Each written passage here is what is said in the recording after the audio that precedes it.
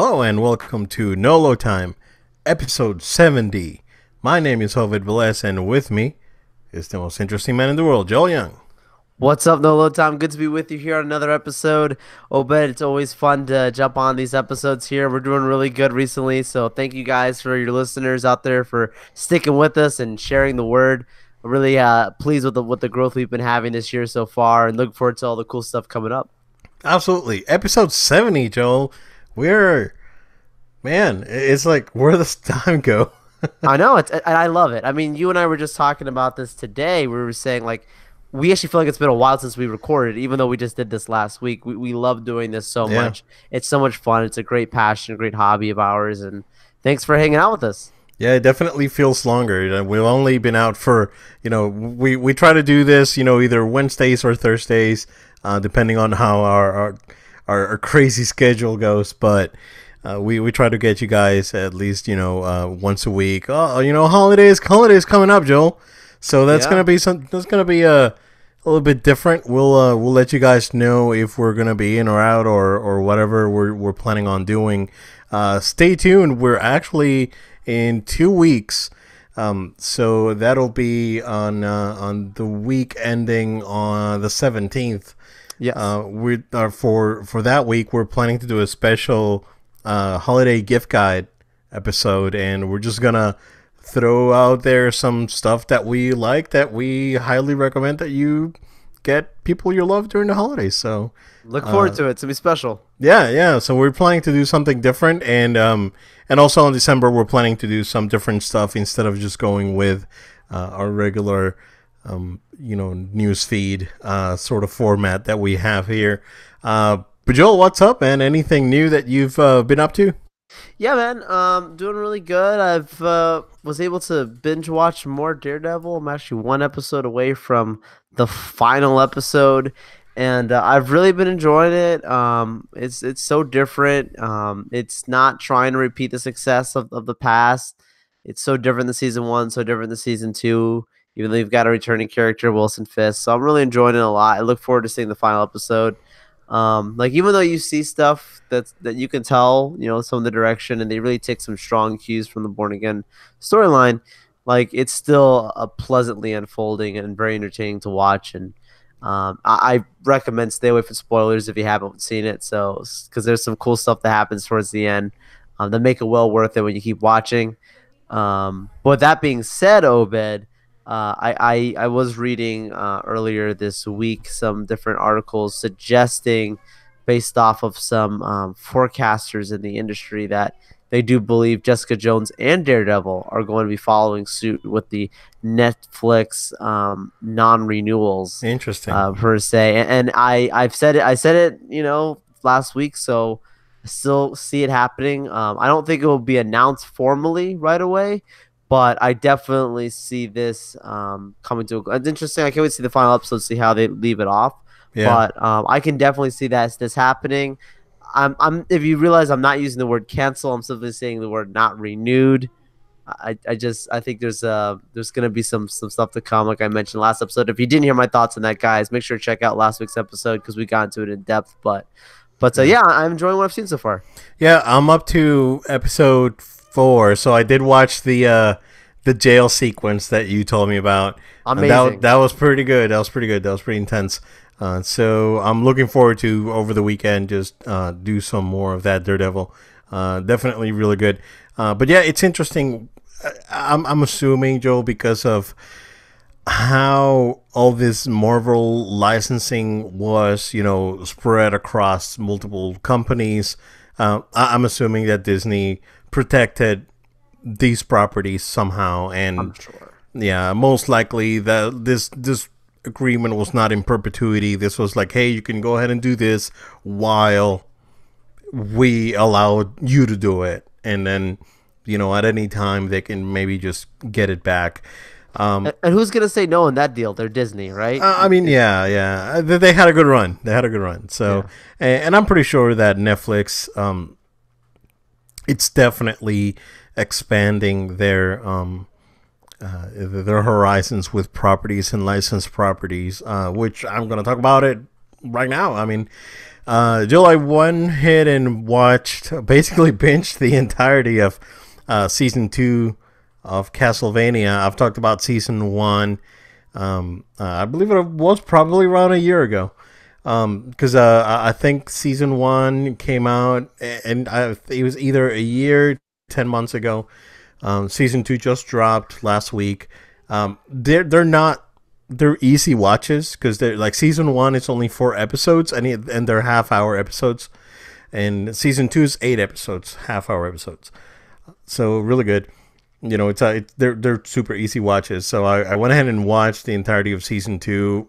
Phenomenal, Joel. I really, really liked it. And again, this is an animated series.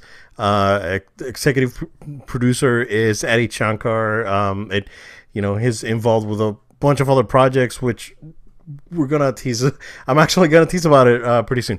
But it's very good, Joel. Very, very good. If you're a fan of the games, or if you don't know anything about the games, it's one of those things that, seriously, Joel, this is probably the best video game adaptation.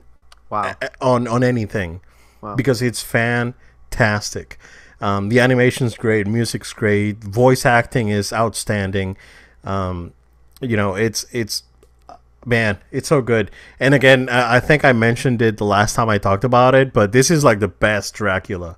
This is like the best. I would not adaptation, because it's not really an adaptation, but the best representation of Dracula, and possibly since Bram Stoker's. It's really, really good. Again, they really did a great job humanizing Dracula, and all the other characters, main characters as well. Some terrible stuff happens. It's intense. It's pretty gory, and definitely not for kids. But it's really good. Animation's good. That you can definitely tell that they upped the budget in some areas, because the color, it's brighter, some better effects. So and they just announced yesterday that it got renewed for season 3. So definitely looking forward to that.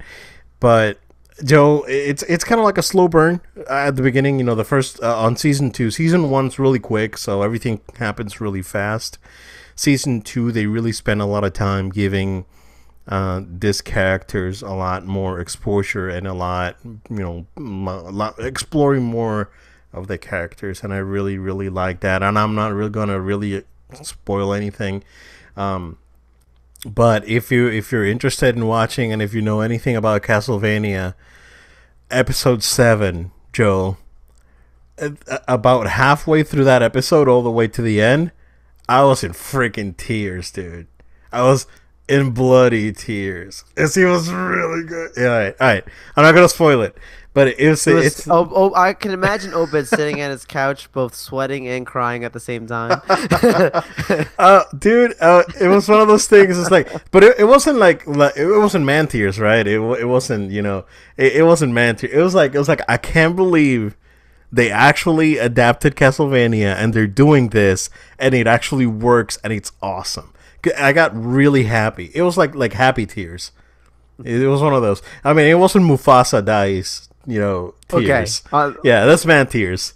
Yeah, it was yo, Simba came back. And yeah, it was that. Yeah, on a scale of Lion King. Yeah. It was like death or Simba's return. Yeah, exactly. Yeah, Mufasa's death.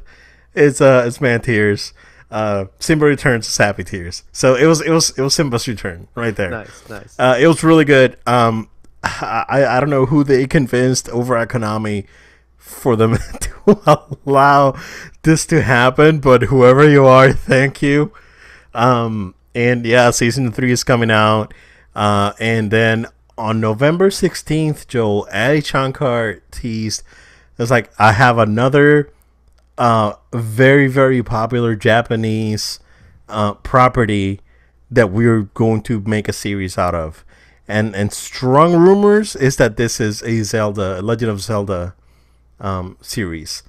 I doubt that this is gonna be adult oriented as Castlevania.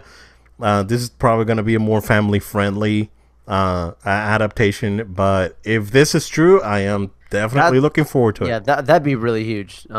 Because wasn't Zelda the one of the first releases on Switch when they brought Switch out. Oh, that's So it was day one. Yeah, it was a day one. Yeah, so I mean, like, there's so much like hype consistently with Zelda. It's yeah, not even like it's and died down or something. Like yeah, it just yeah. and The Legend of Zelda has a lot of lore.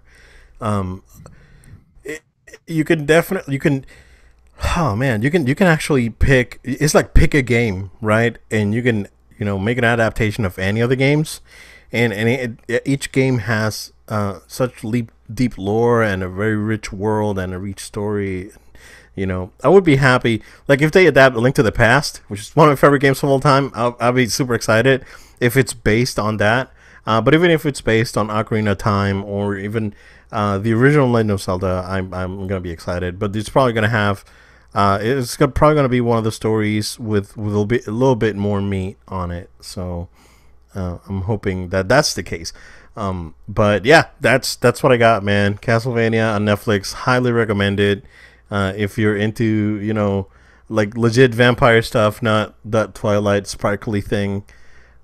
This is like bringing vampires back. And there's like a few lines there here and there that are like Dark Knight Rises level of lines. It's like we've always like on a weekly basis we joke around Bane in the office, right? Seriously, yeah. Yeah. So it does have some lines that are just like this is like Bane level of lines right here. It's really good. It's really well written. So I highly recommend it. Oh, that's cool stuff. Yep. Joel, real quick before we jump into the bulk of our news, just a quick update. We talked briefly, or not briefly. We did talk about it at length. But we talked about some of the changes that Disney or Lucasfilm is doing with their upcoming lineup of movies. And this week they confirmed 100% that the Boba Fett movie is pretty much done. I guess that on the on the casual fan side of things, there was confusions. There was some confusion. They thought that the Mandalorian was the Boba Fett thing that they were doing, and it's not. It's totally different. It's something completely different. This is the I believe it was the James Mangold that was attached to this project. Yes, yeah, he was. Yeah, yep. So it's canceled. So it's not gonna happen. Yeah. R.I.P. Boba Fett. You did die in the Sarlacc pit. Yeah, I think I think with what they were doing in Solo, you can tell that was like old regime plan kind of stuff going on there, and whatever shakeup's been going on within Lucasfilm, which I expect us to hear around Star Wars Celebration next year, some concrete plans on what their future is. Because everything we say now, whether we talk about Obi-Wan or anything after the Rian Johnson trilogy, any of those things, at this point, based off everything Kathleen said, is all pure hearsay and speculation, because there's no clear cut in front of the camera. This is our plans. It's just been a lot of rumors we've been reading, and the last rumor we heard is like everything's on pause. So after we get through this episode 9 coming out Christmas next year, we don't know what to expect, but I think come Celebration we'll get a timeline. R.I.P. Boba Fett. It's not the movie I asked for anyways. So I never asked for it. I'm okay, guys. I'm okay. Yeah. A lot of people fine. was like, "Oh my god, Boba Fett is so great. He deserves his own movie." I was like, I mean, to me, Boba Fett was like, yeah, he was a cool character, but do I want to see a movie about Boba Fett? No. Did I want to see a movie about Solo? No, not really either. So yeah, but I would. Let me put this way: I would rather have a Solo movie than I would have had a Boba Fett movie. Oh, absolutely. So I'm okay with what happened, and no shade, but a lot of people I speak to that talk about the Boba Fett. Oh, I want this Boba Fett movie. Like, they can't give you any solid reasons why this character is so fascinating, aside of that, like, oh, it'd be cool if. Yeah, I mean, that's how Star Wars ifs. is altogether, anyways, right? It's all fandom and all that stuff. There's books for that, so we're good. Yeah, so that's an update on that. But Joel, this week we got some big news from Marvel. Falcon, Winter Soldier, apparently they're having a series together on the new Disney streaming platform. Tell us more about that, man. Yeah, so word on the street is it's a 6 to 8 episode mini short series going on with, like you just said, Falcon and Winter Soldier. This is coming up from Variety, if I'm not mistaken. Some reputable sources out there saying, hey, this thing's happening, so I believe it to be true. And it also follows suit with the news that we had heard earlier on. We talked about one of our prior episodes about the whole Scarlet Witch and Tom Hiddleston Loki standalone series. But with both of those, they were clearly putting out there saying that the original actors were going to be returning, Tom Hiddleston and Elizabeth Olsen in their roles, which is amazing because that's just like not the kind of stuff we usually see translate from big screen to small screen. That's a big jump there. And then those are also some big respectable actors. That's a big deal. But with this story, there's no confirmation or said that these original actors would return, which is why it's all you can tell there's definitely a leak that happened because Disney's probably in negotiations for this right now with these guys and the reps to make it happen. Couple interesting takeaways from this. The whole thing of Winter Soldier specifically and Falcon in this matter makes me wonder about the future of Captain America in the MCU because you and I were under the impression Cap's probably going to bite the dust in Infinity War, especially with the tweet that Chris Evans put out there. So I was under the assumption, maybe Sebastian Stan's going to pick up the shield and be Captain America. Well, that's happening. Then Winter Soldier's no more. So if they're having a Winter Soldier Falcon show, then that to me is all putting stuff together is just saying that he's not picking up the shield. Something else is going on there completely different that we're not maybe thinking about right now. So Infinity War will be not Infinity War. The sequel to Infinity War, the fourth Avengers movie, is going to be very interesting. Right, probably Annihilation. Yeah. It's going to be interesting. Yeah. I want to see what the timeline for these movies are. I mean, I'm assuming that this, not movies, but series. I'm assuming that this is taking place after the events of the next Avengers movie. Yeah, I mean, because we speculated on it. We thought about it as like, hey, maybe, Bucky will get the shield at the end of the next Avengers movie and, he'll carry on. But if this is the case, maybe it's a, Bucky Falcon thing where, they're trying to figure out who should have the shield. And that could be interesting. Yeah, I don't know how to take it. That's why I thought that was the most interesting tidbit out of this is the both of them. Because if it was just a Winter Soldier thing, you could say, oh, well, maybe the Falcon's going to become Cap. Or if it was just a Falcon thing, go the other way. So this is interesting in that regards. The other thing about it, Obed, is, wow, a lot of shows that's going to be coming on this thing. I already know, like we talked before, it's going to be a day one sign up. But, Obed, you heard the remarks from Bob Iger saying that this service is going to be substantially lower in cost than a Netflix subscription. How is that possible? So this is gonna be like a Crunchyroll type of deal then? It's like $7. I mean, that would be because Netflix is what? I mean, I pay $15 for Netflix because I have the 4K package. Okay. Well, most people probably do the $10 package. Tax, whatever. Yep. Yeah, probably most people do the $10 package. Yep. If it's gonna be if he's saying that this is substantially less than Netflix, this has to be compared to probably the $10 package. So maybe a $6.99 thing. Somewhere between the $5 to $10 range, somewhere in the middle there, probably. But yeah. I mean, Obed, I don't know how they're going to be doing this, but I guess Disney knows we're going to make so much money. It does just get everyone in early. Yeah. Plus, that's counting with they're probably going to have some, free month. When you just sign up, get a free month, and then, just pay whatever fee is for the rest. That's wow. I didn't hear about that. That's surprising. Bob Iger saying it, yeah. Surprising and exciting because I'm pretty excited for this product, Joel. To be honest with you.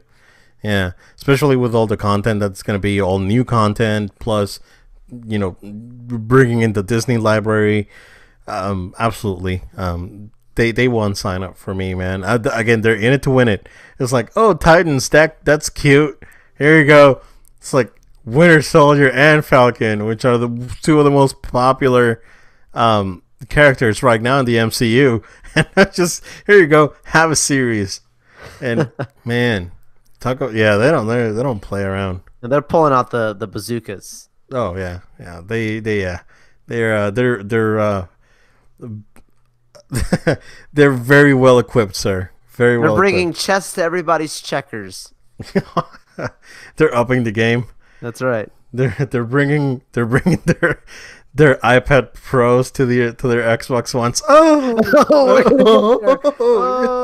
right. We'll talk about that in a minute. But Joel, before we talk about the iPad Pro,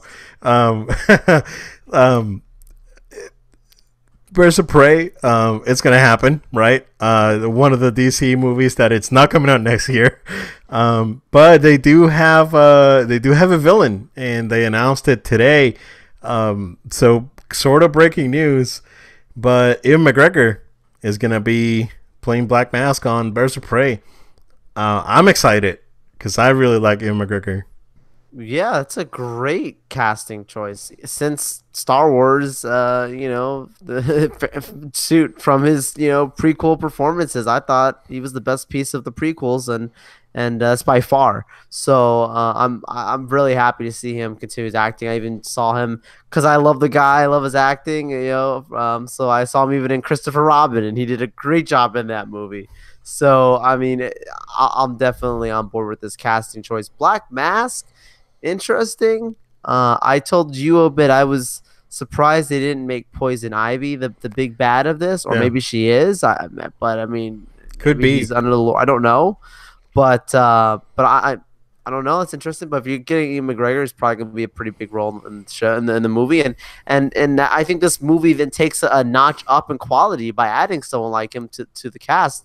And it also shows to me, Obed, the good influence that Margot Robbie's having probably on this production to bring in another big name. I know this is her company, the production team that's actually putting together this movie and producing it. So pretty good news coming out of it. I mean, I've not been high on Birds of Prey. I've spoken probably negatively on the show about it, but because it wasn't something that we weren't expecting it, right? We weren't asking it, exactly. Yeah, we weren't asking for it.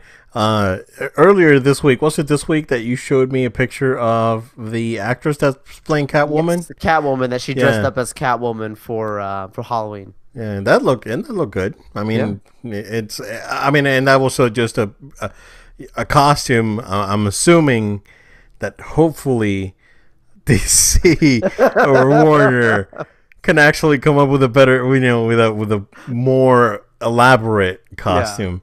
In this case, it's so interesting to see how all this Warner thing's playing out right now on DC, because we saw during the Dark Knight trilogy, those costumes were pretty good. Overall, they were all very grounded. So that was fine. But even going back to Batman Returns with Michael Keaton, and when Michelle Pfeiffer played Catwoman, that costume was really good. It was different because it was very raw. It was something that she made out of a coat, and her claws were basically needles, and it was pretty good. It was very creative. So I'm hoping that whoever's doing the costuming for this movie puts on their creative juices and comes up with a very decent Catwoman costume. So yeah, I think this could be could be a lot more different than we saw with Suicide Squad, like just totally costume, acting, everything. I'm curious to see. This is not a David Ayer movie. This is Zack Snyder's out of this picture. It's gonna be one of the, between this and Aquaman, we're gonna see like the actual differences of post, Zack Snyder and all this, and the changes of the DC universe. So maybe it'll be a good thing. We'll see. Yeah, I think Aquaman's gonna be a defining moment for the DC movies. They need to be great. Yeah, it needs to be great. It definitely needs to be great. It looks, from what I've seen, it looks very, very promising. So I'm excited about it. So we'll see how it pans out. For sure. Yeah. Joe, let's go ahead and jump into tech news. As I was jabbing the Xbox there for a second, but Apple had an event this week, and they unveiled a few things that were of interest. Of course, a new Mac Mini. That's we can put that to the side. Um, the new MacBook Air. I think that the changes they made make sense, and this update to this line was long overdue because they are very decent computers. I mean, they have decent power, portability, and they look good. So they were very popular out with the general public. So I was happy to see that. I was happy to see that this line was updated and given the refresh it deserved. But to me, Joe, showstopper without a question, because I was texting you as this was happening, and then I called you after something happened during this presentation, and it was the iPad Pro. I'm a big tech guy. I haven't been super crazy about Apple stuff. I do have an iPhone, but because it's, to be honest with you, it just works, and that's. I'm a point in my life that is like I don't want to finagle with things. So it's like I just want things that work, and I don't have to mess around with settings, and that's it. So it's it just works for me. Before that I had Android for 6-7 years or whatever. But I'm so far I'm pretty happy with my iPhone. And I do have an iPad, which I got at the same time that I got my iPhone. I was looking for a tablet, so that makes sense to go ahead and get that. Before that, I had a Nexus 7 that died on me, so made that transition as well. And they've both been working pretty good, so I'm happy with them. But then Apple went ahead and came out with this thing, dude, and I am very impressed. I think, to be honest with you, it is one of the best pieces of hardware that I've seen in since the PS4, probably. It's like if you want to say pieces of hardware, counting the PS4 as a piece of hardware. Of course, the iPad Pro is more of a productivity tool, but it does work for gaming, as they showed. Exactly. I think when they pulled out the stats and showing us from for those who like us who understand the hardware involved with this device, and then also showing to people who maybe don't know what they really mean when they're talking about more power and what does all this stuff mean, they start bringing comparisons in their presentation, showing us of this thing is more powerful than 92-93% of the laptops on the market right now. And that's a true statement. Yeah. Looking at what they showed, they actually showed us these specs, and I'm saying, okay, like obviously it's priced a lot higher than your typical laptop you're gonna go and buy at Acer or something, right? But with that being said, I think it's deserving of the value that it has when you start going into the functionality that this device has. I can see this being a hot seller.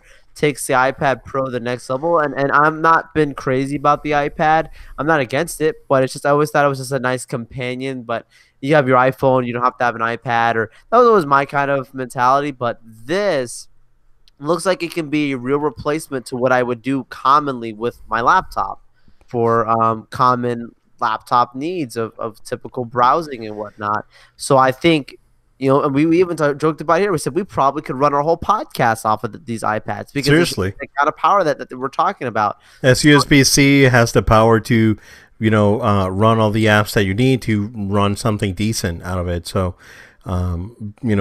it has all the functionality that people always wanted from an iPad. It has it and more. Yeah. Wow.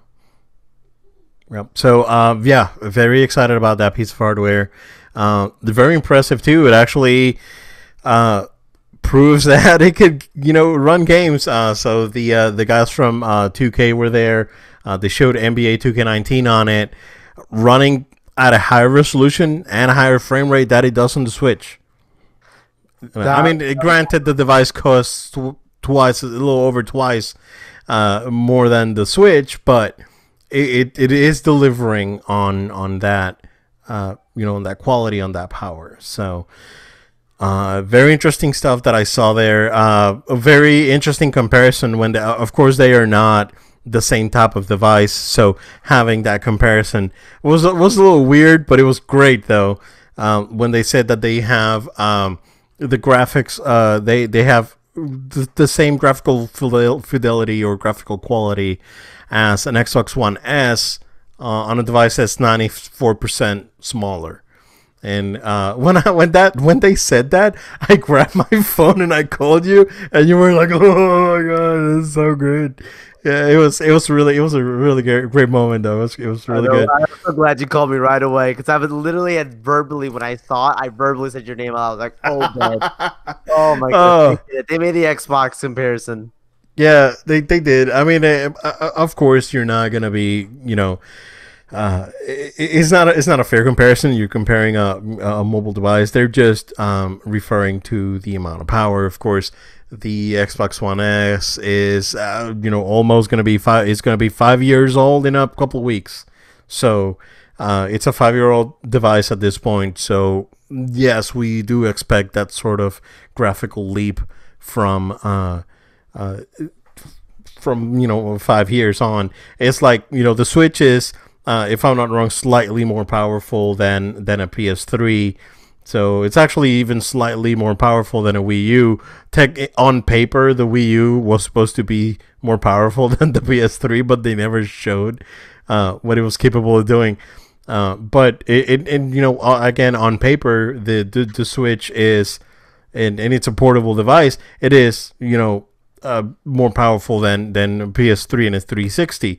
So, and you're counting, 7-8 year difference, maybe around so, Sure. probably more, So you would expect this sort of graphical leaps and leaps in performance, but I thought that jab was pretty cute. Yeah, they So, said literally their wording because I pulled it up purposely on here is that it performs better graphically than Xbox One S. yeah.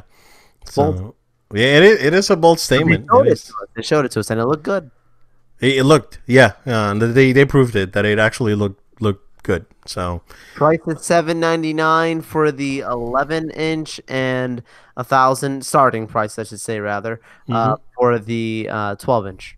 yep, that's on 64-bit, goes up to a terabyte.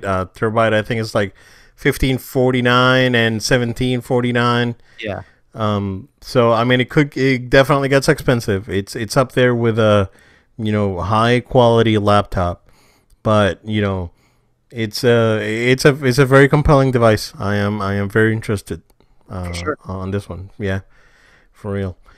And speaking of mobile devices, Joel, Microsoft showed a concept of an Xbox type adapter or controller adapter for mobile devices. So I think this is probably designed to go more hand in hand with the Project X Cloud. But as far as controllers go for mobile devices or attachments to mobile devices, so technically this would attach to both ends of, say, a phone or a Surface or an iPad, and then you will use physical buttons to play video games on a mobile device. So I think that if there's any company out there that can actually do this well, it's Microsoft. So I'm actually glad they're doing it, because if they're going to have a compelling product on that Project X Cloud that's supposed to be available on everything, they definitely need a good input device, and not use the touchscreen, because touchscreen for gaming is terrible.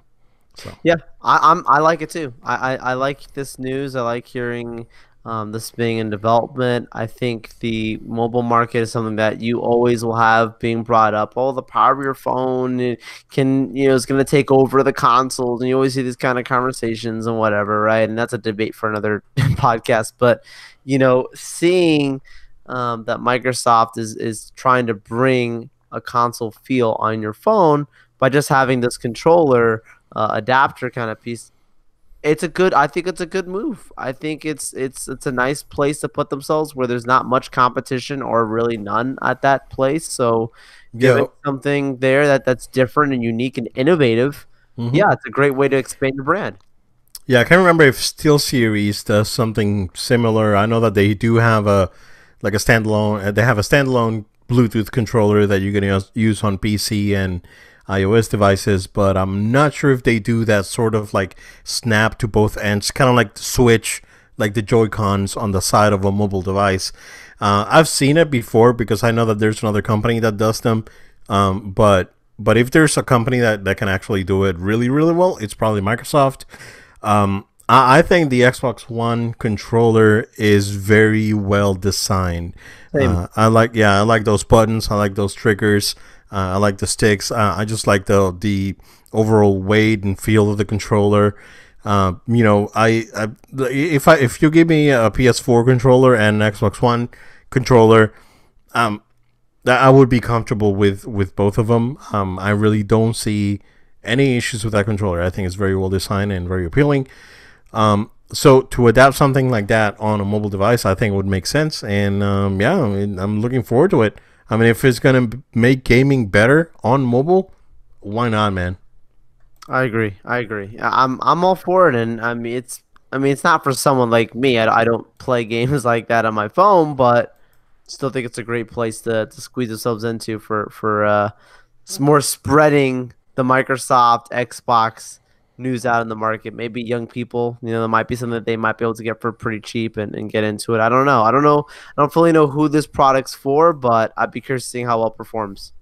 I think that if mobile gaming has been, getting better, arguably getting better. I mean, we no longer see, we still see a lot of trash out there on mobile markets, but in all of that trash, there's always good stuff. So a great example again was 2K with that presentation they had at the Apple event. So having an iPad Pro with this sort of device or controller adapter on it, and use it for mobile gaming, that would be pretty sweet actually. Yeah. Problem is actually getting good games on iOS, and other than 2K and your usual games. That's always a big issue where you unfortunately don't get a full version of say Street Fighter.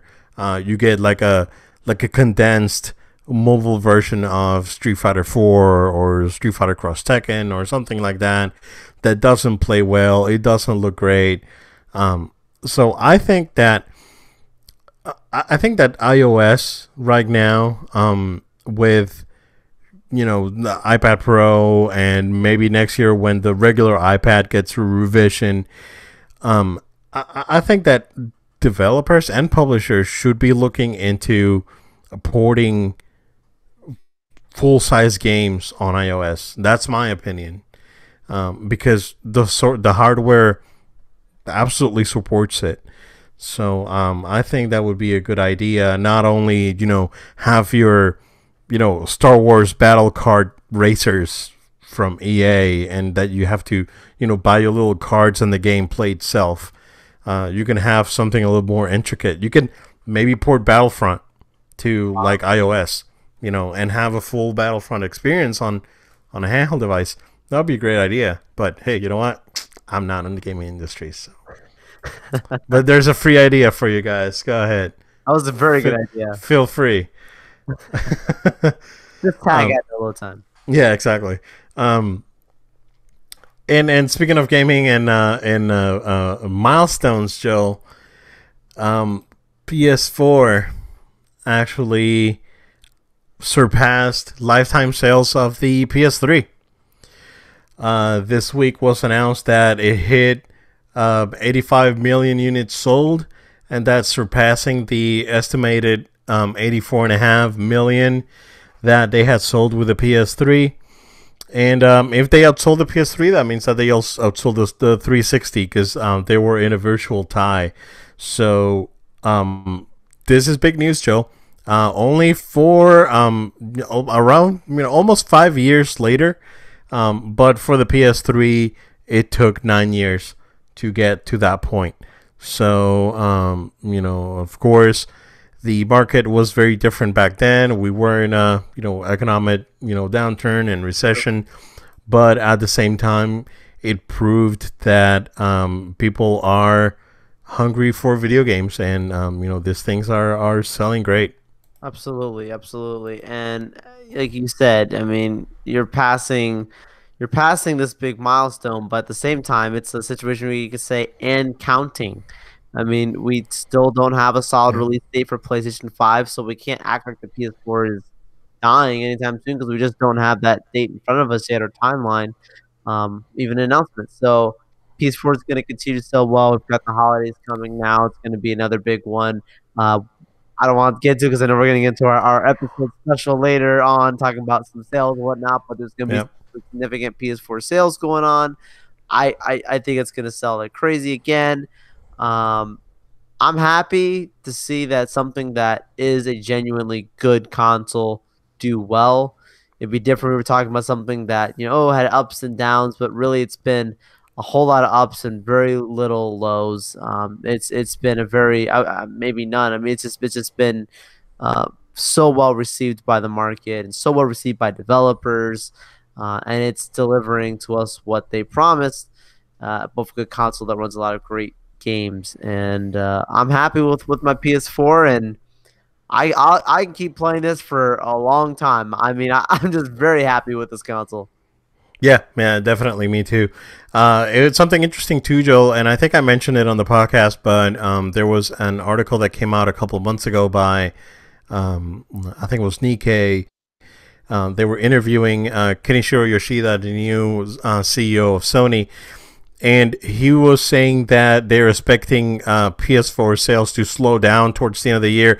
And they actually there was an article from I think Engadget this week saying that sales are actually accelerating. That's the opposite.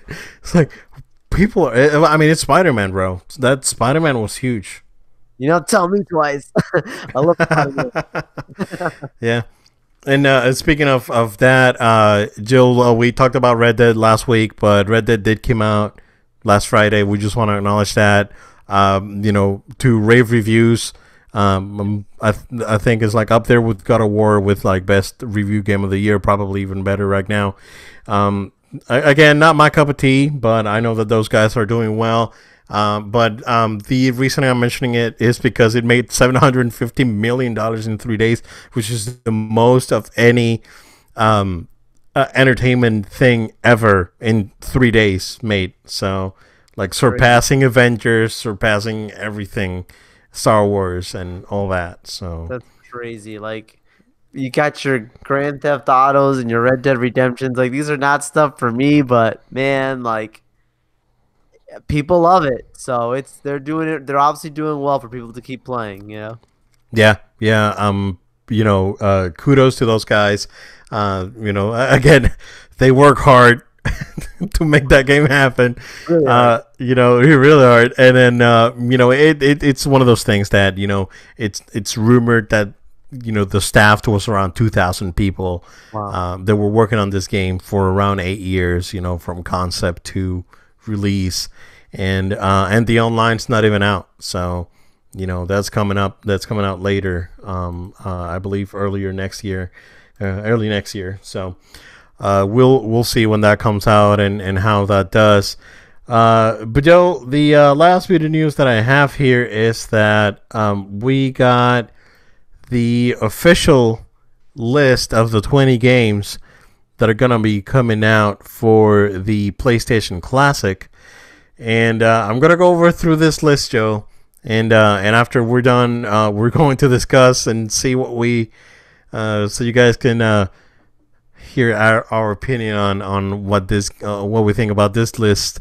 And let's go ahead and do that. So Battle Arena Toshinden, Cool Borders 2, Destruction Derby, Final Fantasy VII, the original Grand Theft Auto, Intelligent Cube, Jumping Flash, Metal Gear Solid, Mr. Driller, Oddworld Apes Odyssey, Rayman, Resident Evil Director's Cut, Revelations Persona, Ridge Racer Type 4, Super Puzzle Fighter 2 Turbo, Siphon Filter, Tekken 3, Rainbow Six, Twisted Metal, and Wild Arms.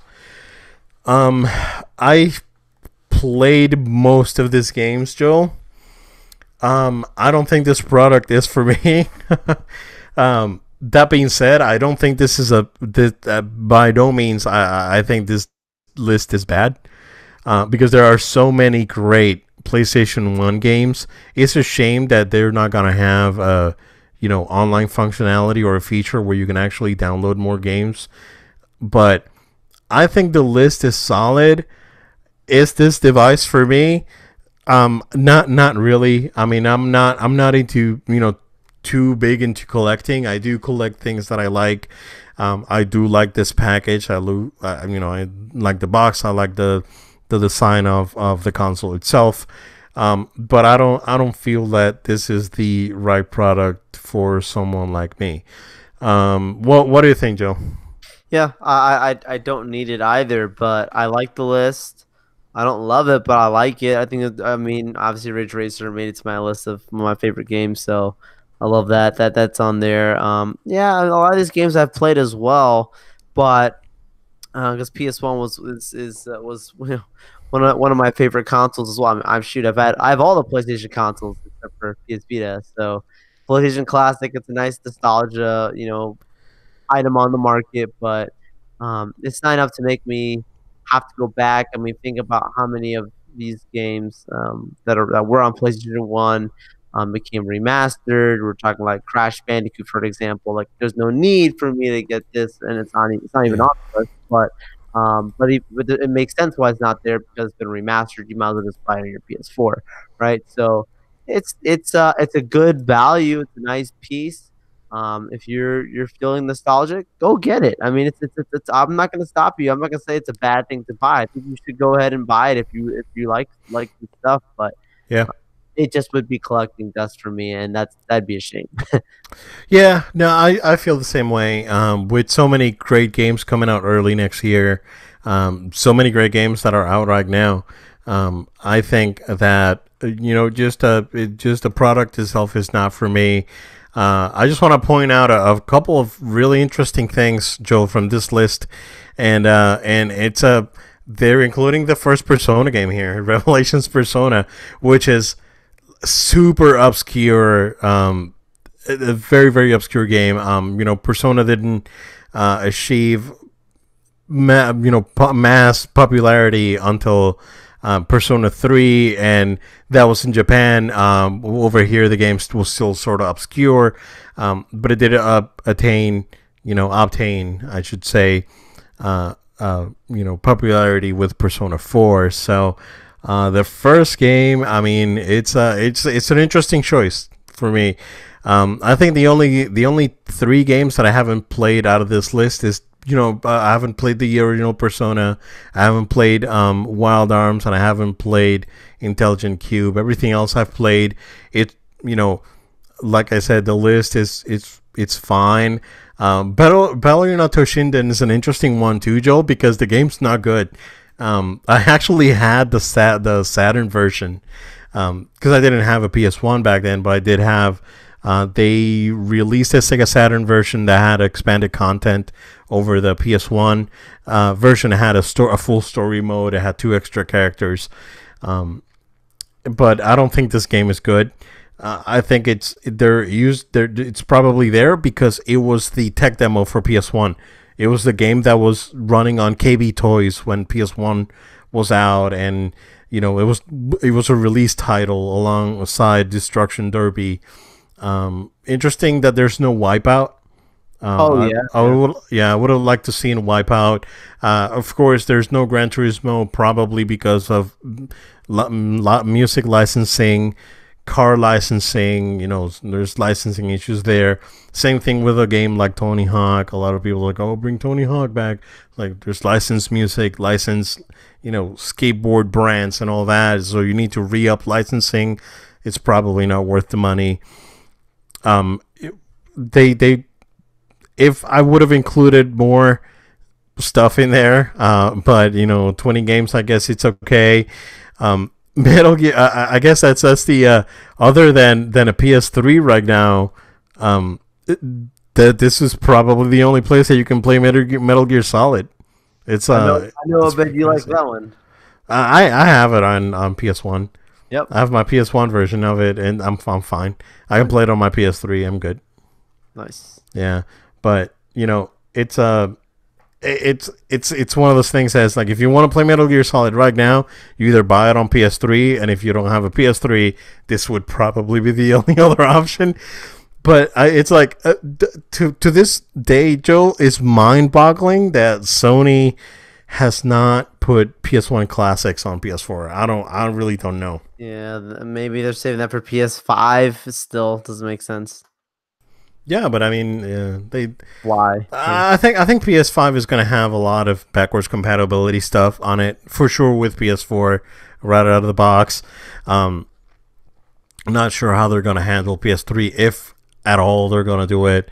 But they should definitely add that option to at least have your PS1 games, because I have PS1 games that I have on my Vita, and I don't want to turn on my PS3 just to play a PS1 game. I could play it on the Vita.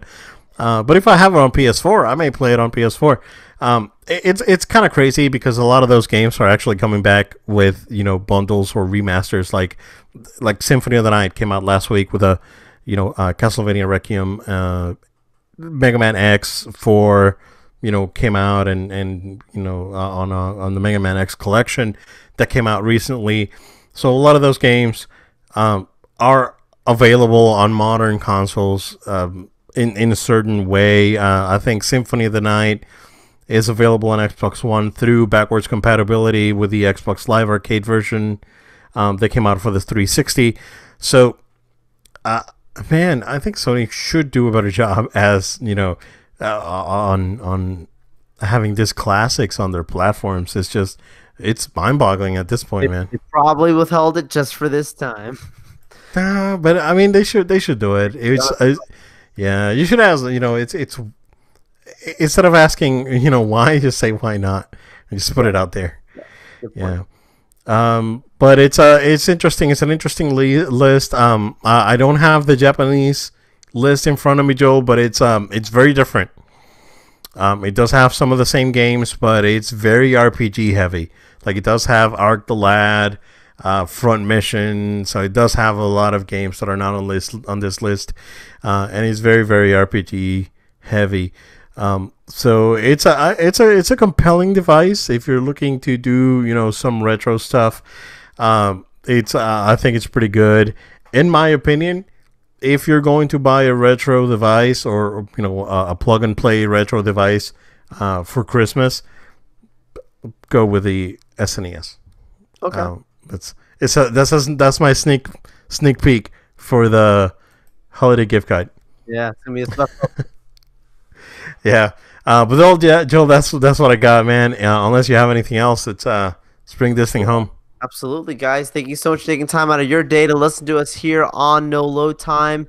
We really appreciate it. We want to make sure you stay connected with us. So go ahead and give us a follow on social media at No Load Time. That's at No Load Time on Facebook, Twitter, Instagram, Twitch. There you can be connected, especially when we post about our latest episodes.